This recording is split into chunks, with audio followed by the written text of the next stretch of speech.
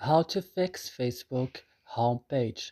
In today's video, guys, we will talk about how to fix this on your Facebook without opening your Facebook. So first, you need to go to your settings of your device, then go directly and open apps option.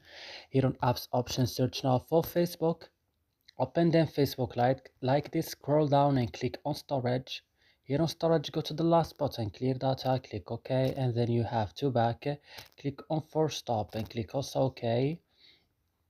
And now guys, what's next? You need to go to this option here, remove permission if app is unused. You have to disallow it like this, and after this we'll see that your problem has been solved. So I hope this video is helpful for you. Don't forget to like, subscribe in our channel. See you in another video.